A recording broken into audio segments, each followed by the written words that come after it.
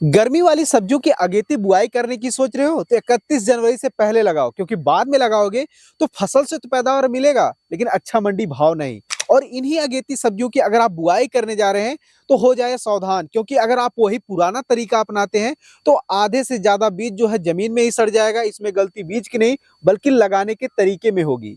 नमस्कार किसान भाई, इस बार सारी सब्जियां छोड़कर बस 31 जनवरी से पहले पहले अपने खेतों में लगाएं ये 5 अगेती सब्जी वर्गीय फसलें।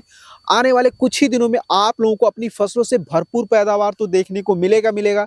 साथ ही साथ उस उत्पादन का इतना शानदार मंडी भाव मिलेगा कि आप लोग अपनी फसल में लगाई गई लागत, समय और मेहनत के पेचा बहुत ही शानदार मुनाफा कमा पाएंगे। अब वो 5 अगेती सब्जी वर्गीय फसलें कौन सी हैं, उन्हें किस विधि से लगाना चाहिए, कौन सी वैरायटी के साथ लगाना चाहिए जिससे आने वाले गर्मी के दिनों में आप अच्छा खासा मुनाफा कमा पाएं, तो इन सब के बारे में कम समय में डिटेल में जानकारी के लिए इस वीडियो को पूरा देखें। और हाँ, वीडियो की जानकारी अगर आप लोगों को अच्छी लगती है तो चैनल को सब्सक्राइब जरूर करें। अब पहले नंबर की किसान साथियों जो सब्जी वर्गीय फसल वो है भिंडी की खेती। तो किसान साथियों इस वर्ष अगर आप लोग सामान्य सीजन में यानी मार्च, अप्रैल, मई, जून महीने में भिंडी की बुआई करने की अपेक्षा अगर आप लोग वही भिंडी की बुआई 31 जनवरी से पहले पहले अपने एरिया के मौसम को देखते हुए बुआई करते हैं तो यह मान के चलिए कि बुआई के मात्र जो है 45 से 50 दिन के अंदर अंदर भिंडी की फसल से पहली हार्वेस्टिंग देखने को मिल जाएगी। उस समय आप लोगों को अपनी भिंडी की फसल से एक बेहतर पैदावार तो देखने को मिलेगा। साथ ही साथ उस उत्पादन का इतना शानदार मंडी भाव देखने को मिलेगा जिसके कारण आप लोग अपनी भिंडी की फसल में लगाई गई लागत, समय और मेहनत के पेचा बहुत ही शानदार मुनाफा कमा पाएंगे। भिंडी की खेती करने के 2 फायदे और भी हैं अगेती समय में। जैसा कि देख रहे हैं हमारे भी खेत की यहाँ पे तैयारी हो चुकी है, हम भी अगेती भिंडी की बुआई करने वाले हैं, वो भी 31 जनवरी से पहले पहले। इसके 2 फायदे आप लोगों को ज्यादा देखने को मिलते हैं। पहला, भिंडी की फसल एक ऐसी फसल है जिससे आप लोग लंबे समय तक लगातार पैदावार ले सकते हैं। वहीं दूसरा फायदा ये है कि अगेती समय में लगाई गई भिंडी की फसल से निकलने वाले उत्पादन का बहुत ही शानदार मंडी भाव देखने को मिलता है, क्योंकि अधिकतर किसान भाई जो भिंडी की बुआई है वो फरवरी के लास्ट सप्ताह में, मार्च महीने में, अप्रैल महीने में, मई महीने में भिंडी की बुआई करते हैं। ऐसे में अगर आप लोग जनवरी महीने में भिंडी की बुआई करते हैं तो बहुत ही शानदार मुनाफा कमा सकते हैं। अगर उन्नत किस्मों की बात करें किसान साथियों तो देखिए आप लोग अपने एरिया के प्रचलित हाइब्रिड किस्मों का सिलेक्शन करें, क्योंकि देसी किस्मों के अपेक्षा हाइब्रिड किस्में ज्यादा उत्पादनशील होती हैं और उनमें रोग बीमारी की जो समस्याएं वो भी बहुत ही कम देखने को मिलती है। अगर मैं आप लोगों को कुछ वैरायटियों के नाम बताऊं तो आप लोग जो है एडवांटा कंपनी की तरफ से आने वाली राधिका वैरायटी का सिलेक्शन कर सकते हैं। इसके अलावा किसान साथियों आप लोग जो है नामधारी का NS 862 और ननहेंस कंपनी का आप सिंघम वैरायटी का भी सिलेक्शन कर सकते हैं। ये बहुत ही शानदार वैरायटी है जो कि कठिन से कठिन परिस्थितियों में भी शानदार पैदावार तो देती है। साथ ही साथ इनके फल का कलर, साइज व आकार ऐसा होता है जिसके कारण यह मंडी में जल्दी और अच्छे दामों पर बिक जाती है। और आप लोग अगेती समय में भिंडी की बुआई करने जा रहे हैं तो खेत की तैयारी करते समय प्रति एकड़ की दर से 5 से 6 किलोग्राम बेंटोनाइट सल्फर अपने खेत की मिट्टी में जरूर मिलाएं, क्योंकि इससे मिट्टी के अंदर का टेम्परेचर जो है थोड़ा सा सामान्य रहता है, बीज अंकुरण में काफी ज्यादा सहायता मिलती है। दूसरे नंबर की किसान साथियों जो सब्जी वर्गीय फसल वह है खीरा की खेती। तो किसान साथियों इस बार अगर आप लोग सामान्य मौसम में यानी मार्च, अप्रैल, मई, जून महीने में खीरा की बुआई करने की बजाय अगर आप लोग जो है 31 जनवरी से पहले पहले खीरा की बुआई करते हैं तो आप लोग सामान्य मौसम में खीरा की खेती करने की बजाय इस समय जो है करके आप ज्यादा मुनाफा कमा सकते हैं। उसके 2 प्रमुख कारण, पहला कारण तो यही है कि खीरा चाहे जो भी मौसम हो इसका शानदार मंडी भाव देखने को मिलता ही मिलता है। दूसरा जो सबसे प्रमुख कारण वो ये है कि जहां सर्दी के मौसम में, बरसात के मौसम में खीरा की फसल से अच्छा पैदावार लेने के लिए आप लोगों को झालर मचान लगाना अनिवार्य हो जाता है, वहीं दूसरी तरफ आप लोग गर्मी के सीजन में समतल कियारों में भी इससे भरपूर उत्पादन ले सकते हैं। अगर उन्नत किस्मों की बात करें किसान साथियों तो आप लोग वीएनआर कंपनी की तरफ से आने वाली क्रिस वैरायटी का सिलेक्शन कर सकते हैं। यह मात्र 35 से 40 दिन के अंदर ही पहली हार्वेस्टिंग देना शुरू कर देता है। इसके अलावा किसान साथियों आप लोग जो है ईस्ट वेस्ट कंपनी का, नाजिया ईस्ट वेस्ट कंपनी का सारा वैरायटी का सिलेक्शन करते हैं। ये 50 से 60 दिन में हार्वेस्टिंग देना शुरू कर देती है। वहीं आप सिजेंटा कंपनी की तरफ से आने वाली ग्लोसी वैरायटी का भी सिलेक्शन कर सकते हैं।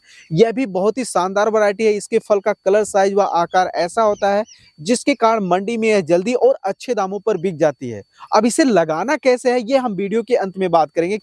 तीसरी जो सब्जी है वो है तोरी। तो किसान साथियों इस बार आप लोग अप्रैल, मई, जून महीने में तोरी की बुआई करने की बजाय अगर आप लोग 31 जनवरी से पहले पहले अपने खेतों में तोरी की बुआई करते हैं तो यह मान के चलिए कि तोरी की बुआई करने के 50 से 60 दिनों के अंदर अंदर तोरी की फसल से पहली हार्वेस्टिंग शुरू हो जाती है। उस समय आप लोगों को अपनी तोरी की फसल से एक बेहतर पैदावार तो देखने को मिलेगा। साथ ही साथ उस उत्पादन का इतना शानदार मंडी भाव मिलेगा जिसके कारण आप लोग अपनी तोरी की फसल में लगाई गई लागत, समय और मेहनत की अपेक्षा बहुत ही शानदार मुनाफा कमा पाएंगे। और अगेती समय में तोरी की बुआई करने के 2 फायदे और आप लोगों को देखने को मिल जाते हैं। वो ये है, यह एक लंबे समय तक लगातार उत्पादन देने वाली सब्जी वर्ग की फसल है। दूसरा जो सबसे प्रमुख कारण, जहां बरसात के सीजन में, सर्दी के मौसम में इससे अच्छा उत्पादन लेने के लिए झालर मचान लगाना अनिवार्य हो जाता है, वहीं आप गर्मी के मौसम में इसे समतल क्यारियों में फैलाकर भी शानदार पैदावार ले सकते हैं। और तोरी की फसल में रोग बीमारी की समस्या जो है अन्य फसलों की अपेक्षा बहुत ही कम आती है। इस कारण आप लोग तोरी की फसल में लागत की अपेक्षा बहुत ही शानदार मुनाफा कमा सकते हैं। अगर उन्नत किस्मों की बात करें तो आप लोग अपने एरिया के ही प्रचलित हाइब्रिड किस्मों का सिलेक्शन करें, क्योंकि देसी किस्मों की अपेक्षा हाइब्रिड किस्में ज्यादा उत्पादनशील होती हैं और इनमें रोग बीमारी की जो समस्याएं वो भी थोड़ा कम देखने को मिलते हैं। अगर मैं आप लोगों को कुछ वैरायटियों के नाम बताऊं तो आप लोग वीएनआर कंपनी की तरफ से आने वाली आलोक वैरायटी का सिलेक्शन कर सकते हैं। यह बहुत ही शानदार वैरायटी है। चौथे नंबर की किसान साथियों जो सब्जी वर्गीय फसल वह है लौकी की खेती। तो किसान साथियों इस बार आप लोग सामान्य मौसम में लौकी की बुआई करने की बजाय अगर आप लोग 31 जनवरी से पहले अपने खेतों में अगेती लौकी की बुआई करते हैं तो यह मान के चलिए कि बुआई के मात्र जो है 55 से 60 दिनों के अंदर अंदर लौकी की फसल से पहली हार्वेस्टिंग शुरू हो जाती है। और ये हार्वेस्टिंग 3 से 4 महीना तक लगातार चलती रहती है अगर आप लोग अच्छे से देख रेख और मैनेजमेंट करते हैं तो। और आप गर्मी के सीजन में समतल क्यारियों में भी लौकी की फसल से शानदार पैदावार ले सकते हैं। और अगेती समय में लगाई गई लौकी की फसल से निकलने वाला जो उत्पादन का जो मंडी भाव है वो भी बहुत ही शानदार देखने को मिलता है। जहां सामान्य मौसम में यह 10 से 15 रुपए किलो बिकता है, वहीं आप अगेती समय में इसे लगाकर 50 से 60 रुपए पर केजी थोक मंडी भाव इसका ले सकते हैं। अगर उन्नत किस्मों की बात करें किसान साथियों तो आप लोग जो है वीएनआर कंपनी की तरफ से आने वाली सरिता वैरायटी का सिलेक्शन कर सकते हैं। इसके अलावा किसान साथियों आप लोग महको के 8 नंबर जैसी वैरायटी का भी सिलेक्शन कर सकते हैं। इसके अलावा आप लोग अपने एरिया के प्रचलित हाइब्रिड किस्मों का भी सिलेक्शन कर सकते हैं, क्योंकि वही पुराना कहना है कि देसी किस्मों की अपेक्षा हाइब्रिड किस्में ज्यादा उत्पादनशील होती हैं, उनमें रोग बीमारी की समस्याएं जो है वो भी थोड़ा कम देखने को मिलती है। 5वें नंबर की किसान साथियों जो सब्जी वर्गीय फसल उसमें आप लोग करेला और कद्दू दोनों रख सकते हैं। आधे आधे एरिया में लगा सकते हैं, या फिर इनमें से जो चीज आपको लगता है कि आप आसानी से कर ले जाएंगे, ज्यादा उत्पादन मिलेगा, उसकी आप खेती कर सकते हैं। वैसे तो आप लोग दोनों ही फसलों से शानदार मुनाफा कमा सकते हैं, लेकिन ये करेला की जो फसल होती है इनमें कॉस्ट थोड़ा ज्यादा आता है। इसका बीज जर्मिनेशन अगेती समय में थोड़ा सा कम देखने को मिलता है। तो अगर आप लोग करेला उगाने में अनकंफर्टेबल फील कर रहे हैं, अगर आपको लग रहा है कि नहीं उगा पाएंगे, इसको आप अवॉइड कर सकते हैं। उसकी जगह पे आप कद्दू ले सकते हैं। कद्दू को उगाना आसान है, इसका शानदार उत्पादन देखने को मिलता है और मंडी आप लोगों को जो मिला जुला यानी 15 से 20, 25 से 30 रुपए किलो ही थोक मंडी भाव देखने को मिलता है इस समय में। तब भी आप लोग करेला की अपेक्षा जो है कद्दू की फसल से बहुत ही शानदार मुनाफा कमा सकते हैं।